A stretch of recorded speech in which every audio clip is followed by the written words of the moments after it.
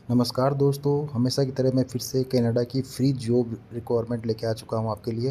दोस्तों इस बार हमारे पास वैकेंसी है डेयरी फार्म वर्कर की, जो डेयरी होती है उसमें फार्म वर्कर की जॉब है। और ये पूरा पूरा वीडियो अब अपने चैनल पर पूरा वीडियो डाल रखा है, आप जाके देख सकते हैं किस प्रकार से अप्लाई करना है और क्या-क्या जॉब रिक्वायरमेंट है। और फ्री ऑफ कॉस्ट है, किसी प्रकार की कोई भी पैसा नहीं है देना, कोई भी पैसा आपको देना नहीं है। आप जाइए और पूरा वीडियो अपने चैनल पर डाल रखा है, वो देखिए। धन्यवाद।